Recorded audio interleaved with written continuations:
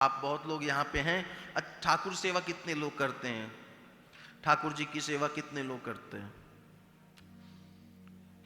ठाकुर जी की सेवा करना भी एक प्रेम है ठाकुर जी के प्रति। तो भक्ति कैसे करें?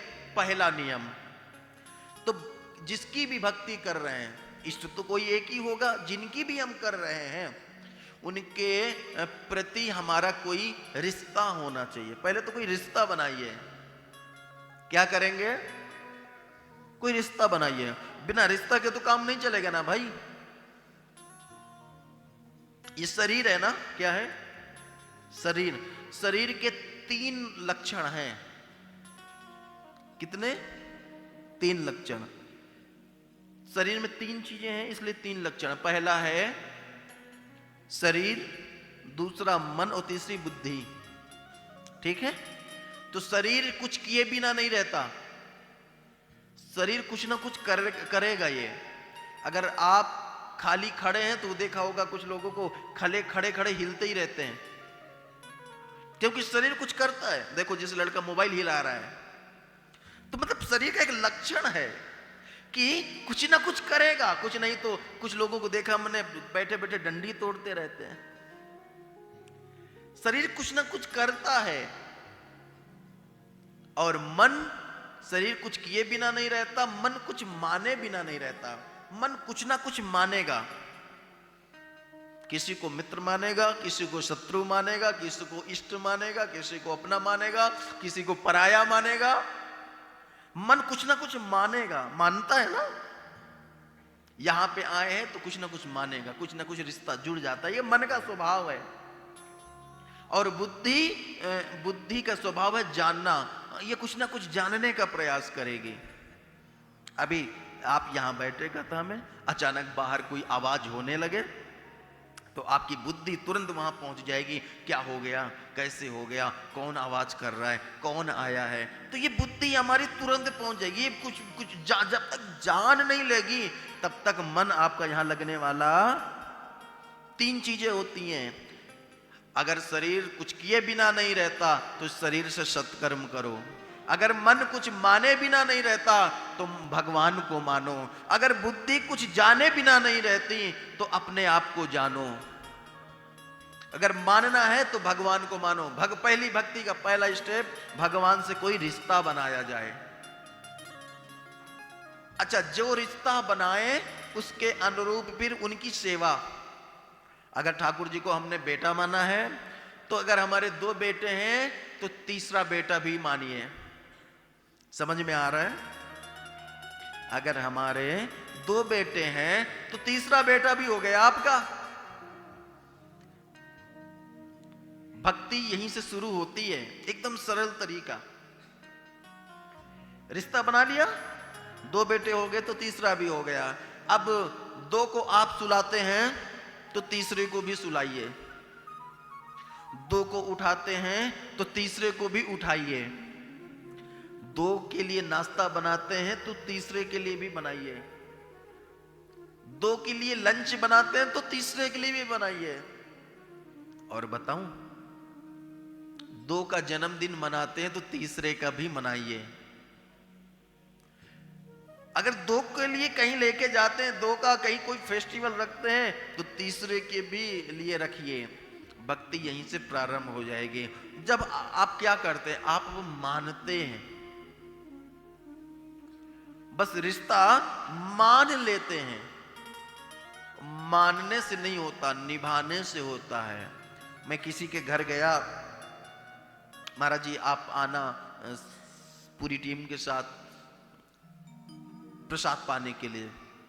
घर गया, माता जी ने दिखाया, पूरा घर दिखाया और दिखाने के बाद मंदिर दिखाया। घर का बहुत सुंदर मंदिर था। ठाकुर जी बैठे थे। हम बोले महाराज जी ये हमारे लड्डू गोपाल हैं, मैं इनको अपना बेटा मानती हूँ।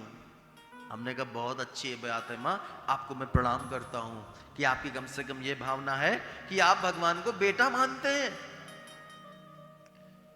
उसके बाद गया, बैठा सोफे पे, तो उनके 2 बेटे थे। पहला बेटा आया, प्रणाम किया। दूसरा बेटा आया, प्रणाम किया। बताने लगी महाराज ये व्यापार संभालता है, ये इसकी ये दुकान है, ये दुकान संभालता है। तो हमने कहा कितने बच्चे हैं? बोले बस महाराज जी 2 ही बच्चे हैं। हमने कहा मैया अभी थोड़ी देर पहले आपने कहा कि वो तीसरा वो कान्हा जी आपके बेटे हैं, आप इनको बेटा मानते हो। तो हमने पूछा तो आपको 3 बेटे बताने चाहिए, ना कि 2 बेटे।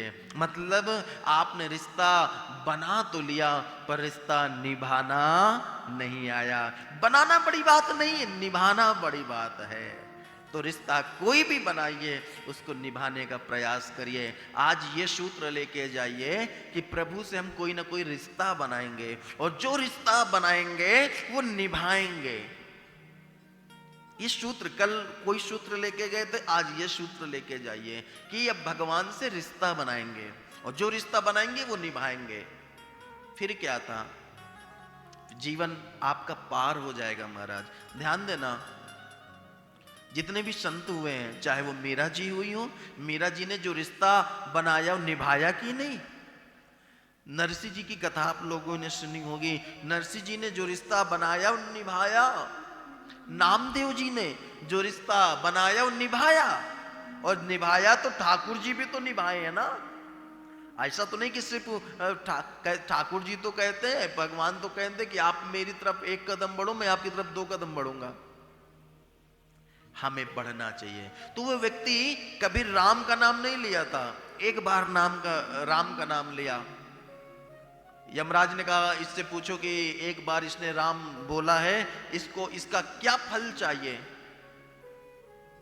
तो जो चित्रगुप्त जी ने कहा बोलो, तुमने एक बार नाम लिया है भगवान राम का, बोलो तुम्हें क्या चाहिए इसके बदले में? उसने कहा महाराज मुझे तो पता नहीं क्या चाहिए, इस एक बार राम नाम लेने वाले को क्या चाहिए होता ये बता दीजिए आप, क्या फल होता है वो फल मुझे दे दीजिए। यमराज जी परेशान, क्योंकि एक बार जो भगवान का नाम लिया उसको क्या फल देना चाहिए तो नहीं पता। बोले एक काम करो, ब्रह्मा जी के पास चलो। उसको लेके धर्मराज जी ब्रह्मा जी के पास गए। ब्रह्मा जी से कहे देखो ब्रह्मा जी, इसने जीवन में कभी कोई अच्छा काम नहीं किया है, हमेशा पाप कर्म ही किए हैं, और गलती से एक बार राम का नाम ले लिया है, तो इसने एक बार राम का नाम लिया, इसका क्या फल होगा, क्या पुण्य होगा ये बता दीजिए। ब्रह्मा जी ने कहा देखो जी, एक बार राम नाम लेने का क्या फल है ये तो मुझे भी नहीं पता। एक काम करो, मैं आपको बता सकता हूं, आप शंकर जी के पास जाओ। क्यों? क्योंकि वो हमेशा राम राम जपते हैं, आप उनके पास जाओ, शायद उनको पता हो भाई। धर्मराज जी उस लड़के को लेकर पहुंच गए शिव जी के पास कैलाश पर।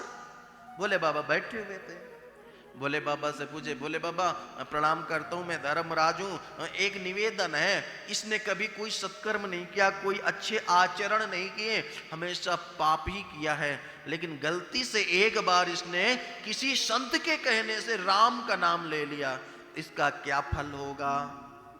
मैंने सोचा आप राम नाम जपते हुए रहते हमेशा, इसलिए शायद आपको पता हो। शंकर जी ने कहा मैं जपता तो हूं, लेकिन एक बार राम नाम लेने का क्या फल है, क्या पुण्य है ये तो मुझे नहीं पता। एक काम करो, जिनका नाम है उन्हीं के पास जाओ और उन्हीं से पूछ लो। ठीक है। धर्मराज जी बालक को लेके पहुंच गए बैकुंठ साकेत धाम प्रभु श्री राम जी के पास। राम जी बैठे हुए थे, राम जी को प्रणाम किए। बोले धर्मराज जी ने कहा प्रभु मैं धर्मराज, ये मेरे साथ जो बालक है इसने कोई भी सत्कर्म नहीं किया, कोई भी पुण्य नहीं किया, और इसने कभी भी नाम नहीं लिया, गलती से एक संत के कहने से एक बार इसने भगवान का नाम ले लिया है, तो बताइए इसका क्या पुण्य है? प्रभु श्री राम जी ने उस बालक को देखा, अच्छा एक बार नाम लिया है, आओ तो मेरे पास।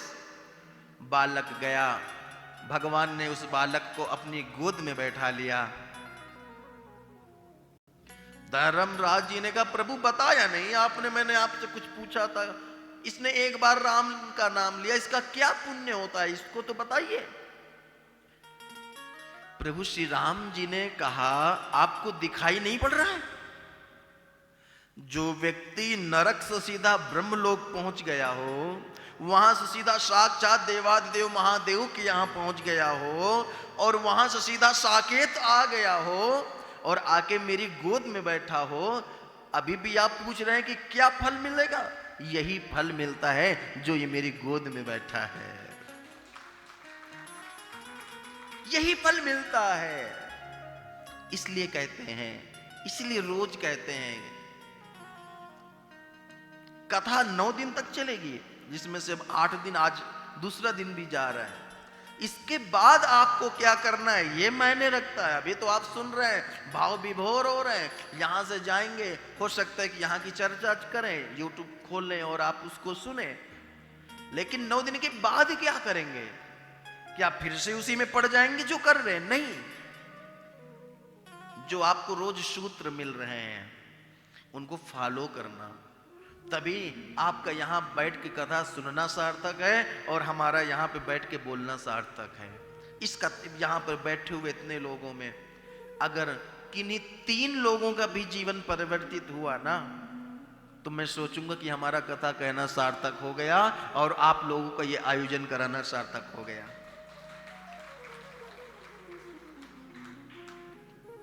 ठाकुर जी ने सेवा दी है, हमको ये सेवा दी, आपको भी कोई ना कोई सेवा दी होगी, तो कम से कम ऊपर जाके मैं कह तो सकता हूं कि देखो प्रभु, हमने कुछ किया हो ना किया हो, इतने लोगों को हमने कथा सुनाई है, इतने लोगों के मुख से आपका नाम बुलवाया है, तो इसका जो फल है वो आप दीजिए। तो मैं तो अपना काम ईमानदारी से करूंगा। चौकीदार होता है, चौकीदार हमेशा रात्रि को जगाता रहता है, सबको जगाता है ना। अब तो शायद नहीं होते, लेकिन पहले जब चोरी बहुत होती थी तब जगाता था, जागते रहो जागते रहो। चौकीदार, आप सो रहे हो, जाग रहे हो, आप कुछ भी करते हो, लेकिन उसका काम है जगाना, जगाता है। क्यों? क्योंकि अगर सो जाओगे तो चोर चुरा के लेके चले जाएंगे, तो मैं जिम्मेदार नहीं हूं। तो कहीं ना कहीं मैं कभी कभी सोचता हूं कि ठाकुर जी ने कहीं मुझे भी तो वो चौकीदार की सेवा नहीं दे दी। मैं भी आप लोगों को जगाता रहता हूं बीच बीच में कि भाई जागो, आप यहां पे हैं, घर में हैं, काम कर रहे हैं, बहुत अच्छी बात है, लेकिन एक काम और भी करना है। ऐसे धन कमाइए, अच्छी बात है, परंतु ये धन भी कमा लीजिए। क्यों? क्योंकि ये धन सिर्फ यही काम आएगा और ये धन परम धाम में काम आएगा। दोनों धन कमाइए, एक धन नहीं, दोनों दोनों धन कमाइए। राम उत्सव सेवा समिति के जो अध्यक्ष गण हैं, इन्होंने सोचा कि आप लोग ये धन तो कमा रहे हैं, चलो ये धन भी कमा लो, इसलिए इस आयोजन का उद्गम स्थल कर दिया महाराज, और इस आयोजन में हम सब बैठ के ये धन कमा रहे हैं, राम नाम का धन, जो यहां भी काम आएगा और वहां भी काम आएगा। ये धन वहां काम नहीं आता, वहां तो आपका जो पुण्य है, वही पुण्यम क्षीयते मृत्युलोकम विशंति, पुण्य छीनोगे फिर से आना पड़ेगा। और जब आपने इस राम नाम के धन को कमा लिया, अपना जीवन तृप्त कर लिया, जीवन सार्थक हो गया। यहां पे रह के, अच्छा आपको कहीं 2 दिन के लिए जाना होता है, यहां से कहीं बाहर जाते हैं आप, तो कितने दिन पहले से तैयारी करते हैं? बोलिए भाई, अकेले मैंने ठेका नहीं रखा बोलने का, आप लोग भी बोलेंगे। अगर आपको कहीं 2 दिन के लिए, मान लो 5 दिन के लिए जाना हो, तो कितने दिन पहले से तैयारी करते हैं? 1 महीना पहले से, 15 दिन पहले से, या फिर यूं कहें कि जितनी लंबी यात्रा है उतने दिन पहले से। अगर आपको कहीं विदेश यात्रा करनी है तो आप 4-5 महीना पहले से तैयारी करते हैं, वीजा लगवाते हैं, पासपोर्ट रेडी करवाते हैं, 5 महीने पहले से तैयारी करते हैं। परंतु तैयारी करते ही निश्चित है, आपको 5 दिन के लिए कहीं जाना होता है, तो आप उस 5 दिन पहले से या 15 दिन पहले से आप तैयारी करते हैं। लेकिन आपने कभी सोचा है कि जहां पर हमेशा के लिए जाना है, वहां के लिए क्या तैयारी करी आपने? जहां हमेशा के लिए जाना, देख लिए जाना तो है, रिटर्न टिकट कंफर्म है, लेकिन कब जाना है ये नहीं पता, लेकिन जाना है। तो भाई जहां हमेशा के लिए जाना है, वहां के लिए भी तो कुछ तैयारी करनी चाहिए ना। नहीं हुई थी तैयारी, आइए इन 9 दिनों में परम धाम जाने की भी तैयारी कर लें, ताकि ऊपर जाएं तो कह सके प्रभु हमने ठाकुर बाड़ी में 9 दिन तक आपकी कथा सुनी थी, इसका जो फल है वो मुझे दीजिए। ध्यान देना, जीवन रेलगाड़ी है। क्या है? हाँ देखो, मानस जी में चौपाइयां वही है, कथा वही है, लेकिन ये कथा हमारे कॉन्सनेंस को अपलिफ्ट किस प्रकार करेगी इस पे निर्भर करता है। हमारे अंदर कैसे प्रवेश करेगी इस पे निर्भर करता है। हम कथा सुनेंगे, कथा हजारों लोग सुना रहे हैं, आप घर जाएंगे टीवी खोलेंगे उसमें भी कहीं ना कोई कथा आ रही होगी, लेकिन कथा से सीखना क्या है? ये जीवन एक रेलगाड़ी है, और रेलगाड़ी में जब आप बैठते हैं ना तो एक टिकट लेते हैं, और वो टिकट है आपके जीवन गाड़ी में, वो टिकट है राम नाम रूपी टिकट। भाई ये टिकट सबको लेना अनिवार्य है, सबको राम नाम रूपी टिकट कटा लीजिए और मस्ती में जीवन की गाड़ी में बैठ जाइए। फिर क्या होगा? फिर टीटी आए तो दिखा देना, देखो मैंने टिकट कटा रखा है, मैंने तैयारी कर रखी है पहले से। फिर क्या? फिर टीटी आपके पास नहीं आएगा, नहीं आएगा। वो क्यों? क्योंकि आपके पास लाइसेंस है, आपके पास टिकट है, आप आराम से यात्रा कर लीजिए। अब जीवन की यात्रा में बहुत यात्री ऐसे हैं जो चढ़ते हैं और उतरते हैं। भाई जैसे मान लो आपने यहां से ट्रेन पकड़ी सिलीगुड़ी से, आपको कहीं मान लो दिल्ली जाना हो, कभी आपने यात्रा करी होगी तो आपने देखा होगा जब आप ट्रेन में बैठते हैं आपको पता नहीं होता पहले से कि कौन होगा बगल में, कौन होगा सामने, कौन होगा हमारे कैबिन में, पता नहीं होता। लेकिन जब आप बैठते हैं तो कोई जो सामने बैठता है उससे धीरे धीरे बातचीत होती है, फिर उससे मित्रता होती है, और मित्रता के बाद जो वो खाता है आपके आगे सर्व करता है, आप उसके आगे प्रेषित करते हैं, सर्व करते हैं, इतना प्रेम हो जाता। अभी तक आप एक दूसरे को जानते नहीं थे, बातें होने लगती हैं। आजकल तो नंबर भी आदान प्रदान हो जाता है, हमारे साथ तो बहुत बार हुआ ये।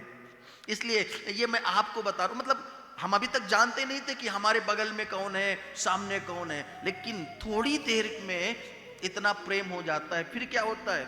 फिर जब हम उतरते हैं तो अगला खुद बैग लेता है, चलो मैं गेट तक छोड़ देता हूं आपको, आता है, मिलता है, इतना प्रेम हो जाता है। तो जीवन की गाड़ी में आप जब सवार होते हैं तब तो आगे बढ़ते हैं तो जीवन साथी आपके गाड़ी पे सवार हो जाते। अभी तक आप अकेले यात्रा कर रहे थे, अब आपके साथ में आपकी धर्म पत्नी भी बैठ गई है सीट में, अब वो भी साथ में यात्रा कर रही हैं। आगे स्टॉप पर फिर बच्चे हो जाते हैं, बच्चे भी यात्रा करने लगते हैं, परिवार बढ़ता जाता है। लेकिन जब यात्री बैठते हैं तो उतरते भी तो हैं। आगा स्टॉप आया, पिताजी उतर गए, फिर माता जी उतर गए, फिर बाबा जी उतरते रहते हैं, लेकिन उतरने वाले को हम पकड़ नहीं सकते। अब प्रेम हो जाए और हम उनसे ये कह रहे रुक जाओ, हमारा यात्रा दिल्ली का यात्रा है, आप अगर उतर जाएंगे तो हमारा मन नहीं लगेगा। आपसे प्रेम हो गए, हम किससे बातें करेंगे, हम किसको सर्व करेंगे? इसलिए आप बैठ जाओ, आप मत जाओ। ऐसा करते हैं क्या? हम नहीं करते ना।